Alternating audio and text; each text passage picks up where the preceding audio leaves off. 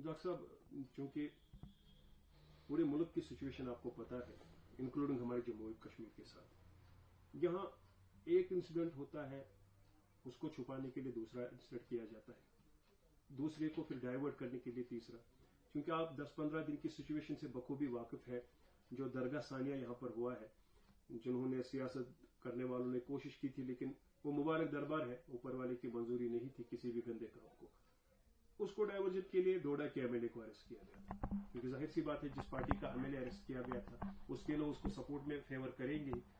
کل جموں تک member of parliament Sanjay Singh جو عام آدمی پارٹی کے لیڈر ہے، کل وہ کشمیر بھی پہنچ گئے تھے اس مقصد کے لیے کہ آج اس کو ایک پریس کانفرنس کرنی تھی اور ایک پیسفل پروٹیسٹ بھی تھا جو الاؤ نہیں ہوا۔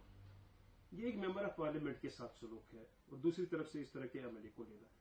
اوور آل آپ کس طرح دیکھ رہے ہیں کیونکہ آپ خود ممبر آف پارلیمنٹ رہے ہیں؟ میں سمجھتا ہوں یہ بہت غلط ہے۔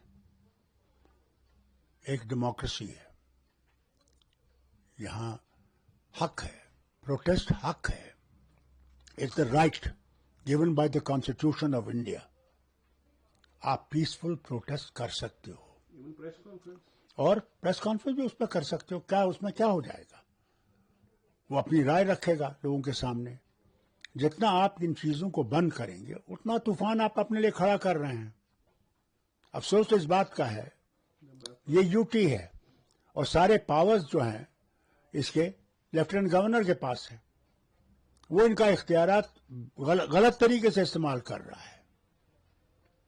مجھے بتائیے کہ کیا ضروری تھا سنجے سنگھ کو گرفتار کرنا یا اس کو بند کرنا کہ وہ نہیں بات کر سکتا ہے؟ میں سمجھتا ہوں لیفٹیننٹ گورنر صاحب کو اس کے بارے میں سوچنا چاہیے۔ یہ آٹوکریٹک رول نہیں ہے، یہاں کانسٹیٹیوشن ہے، اس کانسٹیٹیوشن کی حفاظت لیفٹیننٹ گورنر کو بھی کرنی ہے، اور اگر اس کی حفاظت نہیں کرتا ہے تو مجھے افسوس سے کہنا پڑتا ہے ان کو ڈرنا چاہیے جو نیپال میں ہو رہا ہے۔ نیپال کی سچویشن کیسے خراب ہوئی؟ آج حالت یہ ہے کہ ان کا کانسٹیٹیوشن ختم ہو گیا ہے، وہاں کوئی حکومت نہیں ہے، بنگلہ دیش سے بھی پتہ۔ اور بنگلہ دیش کا حال دیکھ لیجیے۔ اس لیے میں ان سے گزارش کرتا ہوں اس کے پہلے کہ ہمارے وطن میں بھی ایسی آگ لگے، کانسٹیٹیوشن کا خیال رکھے اور ان کے حدوں سے باہر مت جائیے۔ کوئی یہاں پتھر نہیں مار رہا ہے، بات کرنا چاہتے ہیں اور بات کرنے سے ہمیں آپ روک رہے ہیں، تو یہ کیا بات ہے؟ ڈاکٹر صاحب چونکہ آپ پارلیمنٹ میں رہے، سنجے سنگھ کو آپ بخوبی جانتے ہیں، ایک نرم سبھاؤ کا انسان ہے، صرف ایک بہت اچھا انسان ہے جناب۔ میں کہتا ہوں آپ سے یہ بہت غلط ہے، بہت غلط ہے۔ میں تو اسے سمجھتا ہوں یہ غلط ہونا ہے۔ یہ ڈیموکریٹک رائٹس اس کو ختم کرنا چاہتے ہیں۔ شاید اس لیے بھی ایک ایم ایل اے کو اریسٹ کرنا تاکہ جو درگاہ کا ثانیہ ہوا ہے اس کو ڈائیورٹ کرنے کے لیے ہو سکتا ہے، یہ کچھ بھی کر سکتے ہیں، مگر میں یہ کہوں گا ان سے بار بار کہوں گا کہ آئین کا کھنڈن مت کیجیے، ہمارے لیے اور مصیبتیں مت کھڑے کیجیے۔ ہم پہلے ایک طوفان سے نکل رہے ہیں، یہ جو سیلاب آیا ہے اور بری حالت ہے، لوگوں کے گھر چلے گئے ہیں، زمینیں چلی گئی ہیں، اس کے بعد جو پہلگام کے بعد ہوا ہے، سارا ٹورزم ٹھپ ہو گیا ہے، آج روڈ بند ہو گیا ہے، 8 دن سے بند تھا، مہنگائی آسمان سے چھو رہی ہے، غریب آدمی جائے گا تو جائے گا کہاں؟ یہاں سے ہمارے آج ایپلز کا باہر جانے کا ہے، وہ سڑ جائیں گے۔ اتنے کروڑوں کا نقصان کون برداشت کرے گا؟ ان کو خدا کے واسطے ان کو مہربانی کر کے یہ سوچ کے کرنا چاہیے۔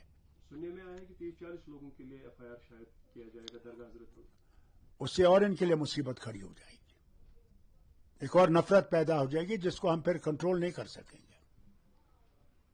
میں سے بار بار منوج سنہا صاحب سے گزارش کرتا ہوں ایسے کام مت کریے جن سے ملک ایک مشکل سے گزرے گا۔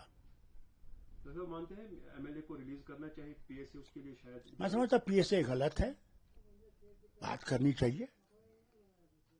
اس نے اگر غلطی کی ہے جو غلطی اس نے پیش کیجیے، مجھے امید ہے کہ وہ معافی مانگے گا اس کے لیے، اور جیل بند کرنے سے کچھ آپ کو حاصل نہیں ہوگا.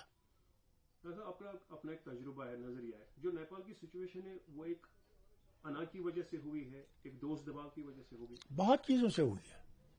سب سے بڑی چیز تو وہ کرپشن تھا, وہاں ہر طرف سے تھا, اور بیکاری بدحالی اتنی تھی کہ بیان نہیں کر سکتے.